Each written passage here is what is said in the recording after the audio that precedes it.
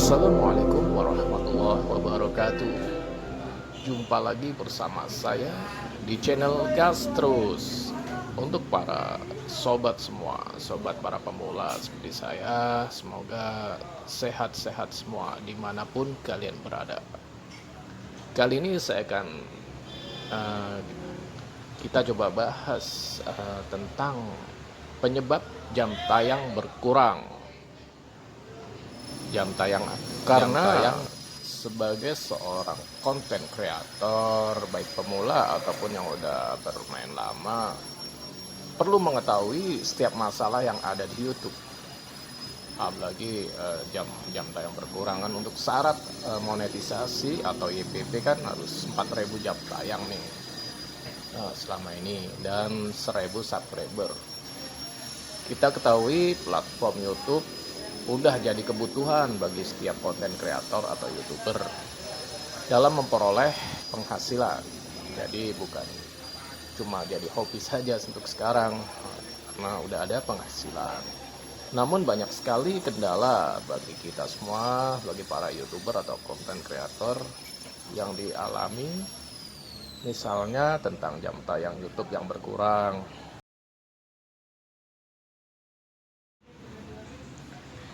Jika Anda termasuk saya sebagai YouTuber pemula dan konten kreator yang sedang mengalami masalah hal yang sama tentang jam tayang YouTube yang berkurang, maka mari kita coba bahas, kita ulas persoalan masalah ini. Sehingga jika Anda dan saya sedang mengalami masalah seperti ini, kita harus cari solusinya.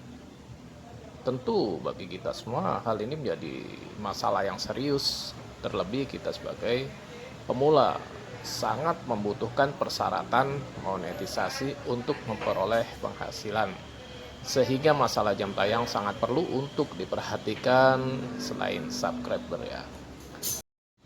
Pastinya jika kita memiliki jam tayang yang banyak akan membuat keuntungan bagi channel YouTube kita sendiri, sehingga hal-hal seperti ini pastinya tetap perlu kita perhatikan agar channel YouTube kita memiliki penghasilan yang banyak. Oke. Sebagai seorang konten kreator tentunya ini menjadi hambatan dan sebuah tantangan yang besar.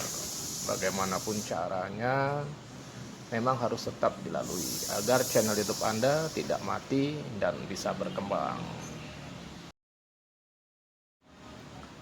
Penyebab jam tayang berkurang, mungkin video kalian saya di setting visibilitasnya. Penyebab yang sering terjadi dalam mempengaruhi jam tayang YouTube ada karena video yang di setting visibilitas, artinya yang awalnya bersifat publik atau umum menjadi privat video atau pribadi, sehingga inilah yang menyebabkan jam tayang pada video YouTube kita ini berkurang. Maka jangan lupa untuk mengganti settingan pada video YouTube channel kita. Yang kedua, pengunjung atau audiens tidak menonton video yang diputar.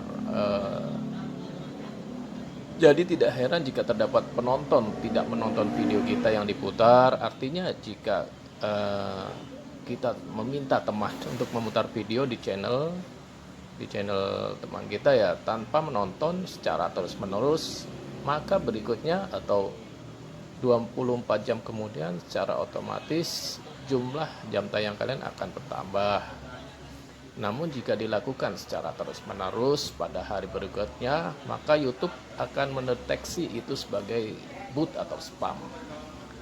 Jika YouTube mendeteksi sebagai spam, maka jumlah jam tayang yang kita peroleh akan dihapus.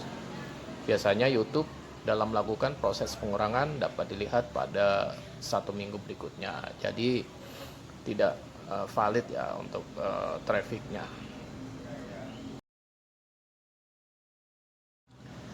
Yang ketiga, penonton atau audiens tidak menonton video kita lebih dari 30 detik ya. Penyebab ini menyebabkan jam tayang di YouTube berkurang jika pengunjung video kita tidak menonton lebih dari 30 detik. Bagi pengunjung video YouTube kita yang tidak menonton lebih dari 30 detik, maka YouTube akan menandainya sebagai spam. Intinya jam tayang yang berasal dari penonton yang hanya menonton beberapa detik saja tidak bisa diakumulasikan dengan jumlah jam tayang yang sudah ada, sehingga tidak dapat menambah jumlah jam tayang YouTube, melainkan akan mengurangi jam tayang YouTube kita sendiri. Bagi kita para pemula YouTube yang sudah ada iklan AdSense tapi belum memenuhi syarat terbaru dari fitur YouTube monetisasi, maka akan dinonaktifkan otomatis setelah memperoleh email pemberitahuan. Jadi jangan heran kalau video kita sudah mungkin sekarang udah 100 view, lalu ada iklannya, tapi itu iklan tidak masuk ke kita karena kita belum memenuhi syarat. Jadi itu masuk seutuhnya ke YouTube. Namun jika kita telah memenuhi batas minimum persyaratan sebanyak 4.000 jam tayang dan 1.000 subscriber, maka kelayakan monetisasi akan ditinjau kembali oleh YouTube. Lalu bagaimana caranya agar view kita bertambah atau viewer kita tidak berkurang? Yang pertama, kita harus buat video yang menarik. Cuma video menarik pun kalau kita tidak tahu cara atau settingannya, maka mungkin akan lama ya. Kita harus optimalkan judul. Judul kita harus menarik atau dengan kata-katanya, tapi yang harus sesuai dengan atau harus relevan dengan video yang kita upload. Lalu tulis deskripsi video. Ketika kita selesai mengunggah video, jangan sampai kita mengosongkan bagian deskripsi. Lengkapi deskripsi video kita semenarik dan sejelas mungkin. Deskripsi ini biasa berisi penjelasan atau informasi tambahan tentang konten kita. Misalnya lokasi pembuatannya di mana, perangkat atau tujuan video, penjelasan isi konten, hingga pengakuan hak milik dan copyright. Selain itu, deskripsi video juga bisa diisi dengan beberapa hashtag. Hashtag ini adalah jenis tag yang digunakan di medsos dan layanan microblogging yang memudahkan pengguna atau penonton menemukan pesan dengan topik atau konten tertentu. Berikutnya kita buat playlist. Apabila channel milik kita sudah membagikan beberapa atau banyak video, cobalah kita buat playlist dengan mengelompokkan jenis-jenis video tersebut. Jadi orang bisa melihatnya per playlist. Misal tentang unboxing, kulineran, atau apapun judulnya yang bisa kita sesuaikan dengan konten video kita. Tujuan dibuatnya playlist adalah agar konten video kita bisa tersusun rapi dengan mudah ditemukan oleh para penonton atau audiens.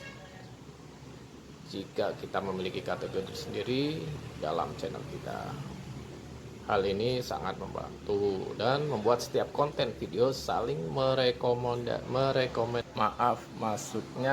saling merekomendasikan video lain yang ada di channel kita dan bisa menambah viewer.